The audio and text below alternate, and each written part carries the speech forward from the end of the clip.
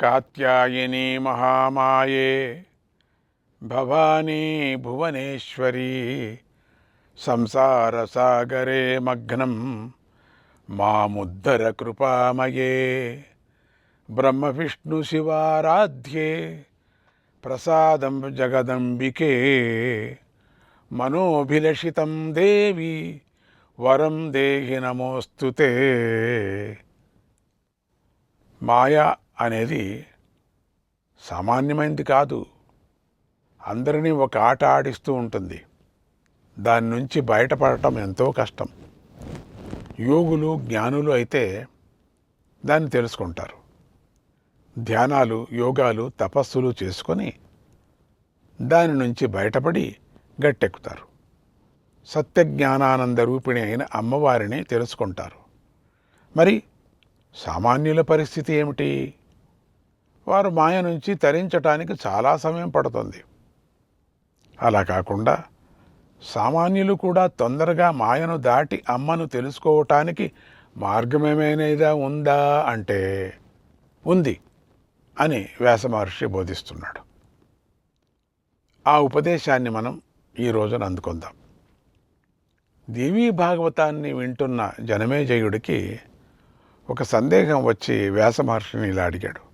ఓ మహర్షి, సకల ధర్మాలకు మూల కారణం సత్యమని శాస్త్రాలు చెబుతున్నాయి కదా. మరి స్వార్థం కోసం కొంతమంది తపస్సులే అసత్యం పలుకుతున్నారు. మరి సత్యం పలికేవాడెవడు? ఎవణ్ణి ప్రమాణంగా తీసుకొని ఆచరించాలి అని అడిగాడు. వ్యాస మహర్షి ఇలా చెప్పాడు. ఓ జనమేజయ, త్రిమూర్తులే కాదు, ఇంద్రుడు మొదలైన దేవతలే కాదు, బృహస్పతి మొదలైన ఋషులే కాదు, ఎవరైనా సరే విరాగులుగా కనిపించినప్పటికీ వికారాలను అనుభవిస్తూనే ఉంటారు. ఎందుకంటే దేహాన్ని ధరించామంటే తప్పకుండా వికారాలను అనుభవించవలసిందే. కనుక అనురాగం కలవాడు ఎంతటి చెడు పనినైనా చేస్తాడు. కారణం లేకుండా కార్యం ఉండదు. కారణానికి సంబంధించిన గుణాలు కార్యానికి సంక్రమిస్తాయని నీకు చాలాసార్లు చెప్పాను. ఆ ప్రకారంగా బ్రహ్మదేవుడు మొదలైన వారు పుట్టటానికి కారణాలున్నాయి. ఆ కారణాలే వారి ప్రవర్తనలో కనిపిస్తాయి. దేహం ఉన్నంత వరకు ఇది తప్పదు. పరోపదేశే విస్పష్టం శిష్టా సర్వే భవంతి చ. పరోపదేశే విస్పష్టం శిష్టా సర్వే భవంతి చ. విప్లుతి హ్యావిశేషేణ స్వకార్యే సముపస్థితే. ఇతరులకు ఉపదేశం చేసే సమయంలో అందరూ మంచివాళ్ళగానే కనిపిస్తారు. సత్యధర్మాలు చెప్పేటప్పుడు ప్రతి ఒక్కడూ నేను మహాపండితుడనే అని అనుకుంటూనే ఉంటాడు. కష్టం కానీ దుఃఖం కానీ తమ దాకా వస్తే మాత్రం ప్రతి ఒక్కరూ జారిపోతారు. చక్కగా సత్యధర్మాలను అందరికీ విడమార్చి విపులంగా విస్తారంగా చెప్పినవాడు మాత్రం అవేమీ ఆచరించడు. మునిలాగా మాట్లాడకుండా ఊరుకొని ఉంటాడు. అంటే చెప్పేటప్పుడు ఉన్న వివేకం చేసేటప్పుడు ఉండటం లేదు. అందుచేత ప్రతి ఒక్కరూ ఇదెందుకు జరుగుతోంది, ఇలా ఎందుకు ప్రవర్తిస్తున్నాం అని పరిశీలించుకోవాలి. అప్పుడు ఇది మోహం వల్ల జరుగుతుంది అని తెలుస్తుంది. జన్మతోనే మోహం కలుగుతుందని అర్థమవుతుంది. అందుచేత సంసారమంతా మోహమయమై ఉంది. అందుకే ఈ సృష్టిలో కామక్రోధాలు విడిచిపెట్టినవాడు ఒక్కడైనా నాకు కనిపించలేదు. ఈ సృష్టి ఈ ప్రపంచము ఎప్పుడూ ఇలాగే ఉన్నాయి, మరో విధంగా ఉండదు. ఇది మంచి చెడులతో కూడుకొని ఉంటుంది. ఇది ఇలాగే ఉండాలి అని మనం అనుకోకూడదు. ఇది జగన్మాత శాసనం. విష్ణుమూర్తి అంతటి వాడే మారు మాట్లాడుకోకుండా అమ్మ మాట విని నడుచుకున్నాడు. ఒకసారి విష్ణుమూర్తి దారుణమైన తపస్సును చేస్తున్నాడు, మరొకసారి యాగాలు చేస్తున్నాడు, ఇంకోసారి రాక్షసులతో యుద్ధాలు చేస్తున్నాడు, మరొకసారి లక్ష్మీదేవితో కలిసి విహరిస్తున్నాడు. లోకక్షేమం కోసం అవమానాలు కూడా భరిస్తున్నాడు.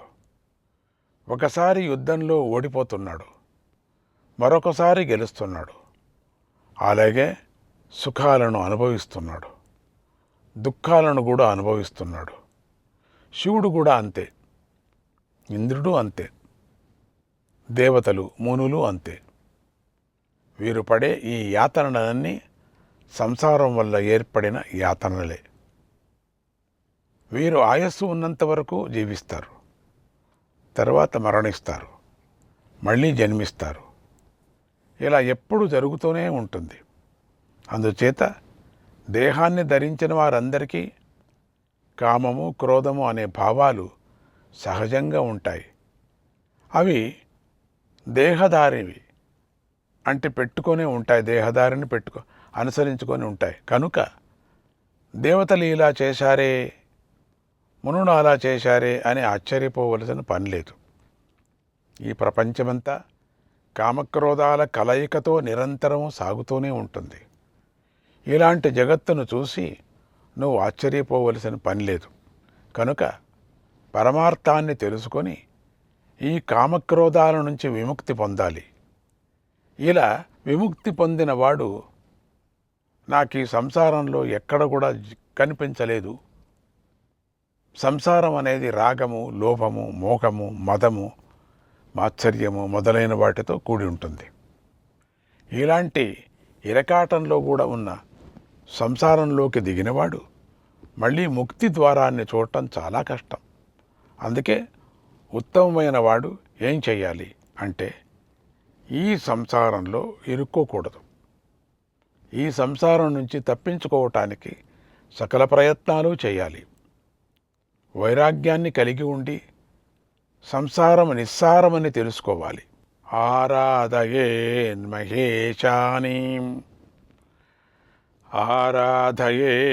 మహేశానీం సచ్చిదానందరూపిణీం తస్యా గుణతశ్చన్నం జగదేతచరాచరం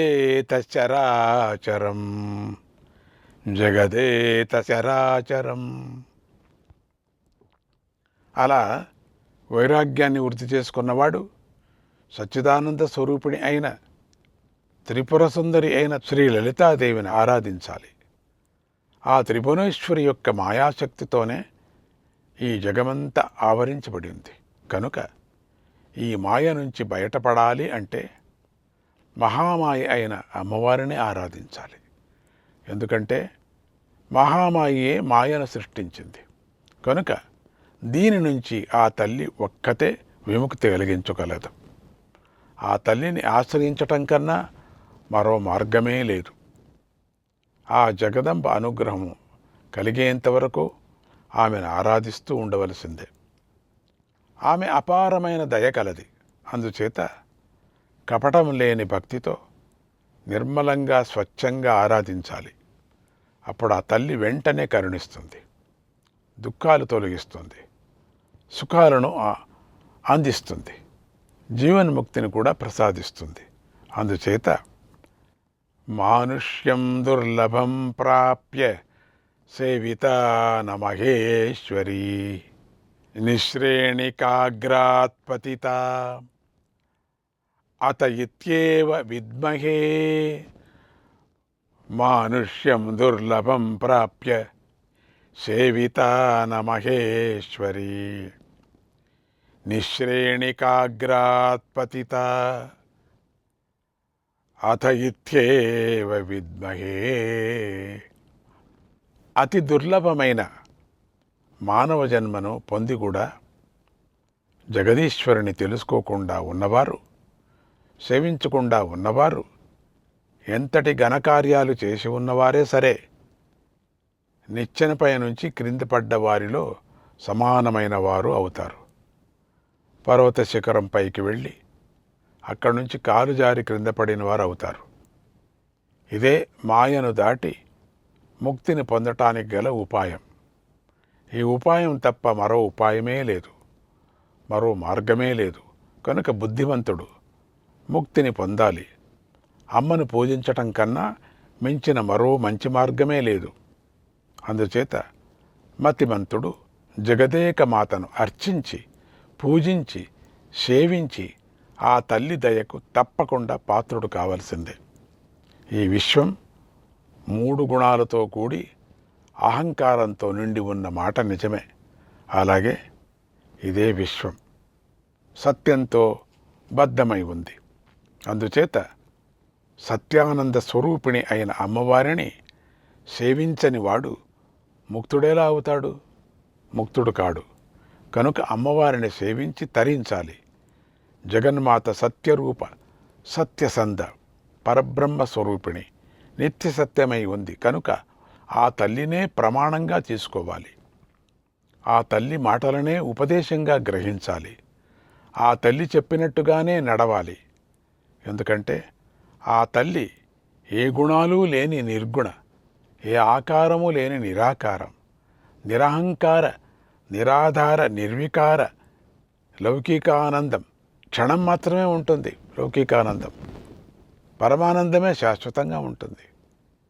అదే నిత్యమై ఉంటుంది, సత్యమై ఉంటుంది.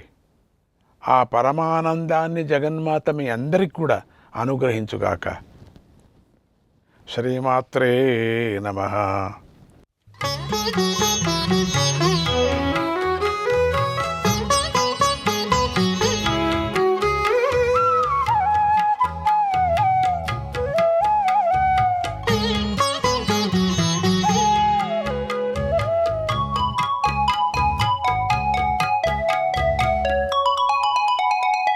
నవరాత్రిషుత మహమీడే రాత్రావహనిచ్ ప్రణవార్తాం. నవరాత్రిషుత మహమీడే రాత్రావహనిచ్ ప్రణవార్తాం. నవరాత్రిషుత మహమీడే రాత్రావహనిచ ప్రణవార్తాం. నవరాత్రిషుత మహమీడే రాత్రావహని చ ప్రణవార్థాం.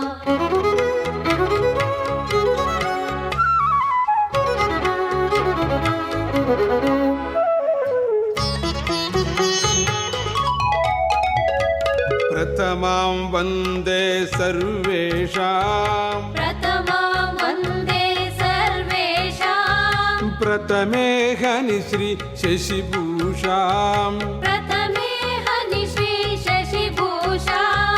పురుష ప్రధాన ద్వయ విదితాం. పురుష ప్రధాన ద్వయ విదితాం. నౌమి ద్వితీయే గౌరీం తాం. నౌమి ద్వితీయే గౌరీం తాం. నౌమి ద్వితీయే గౌరీం తాం. నవరాత్రిషుత మహమీడే రాత్రావగనిచ్ ప్రణవార్తాం. నవరాత్రిషుత మహమీడే రాత్రావగనిచ్ ప్రణవార్తాం. నవరాత్రిషుత మహమీడే రాత్రావహని చ ప్రణవార్థాం. నవరాత్రిషుత మహమీడే రాత్రావహని చ ప్రణవార్థాం. డోలా హిమగిరి బాలే డోలా శివ సమలీలే డోలా.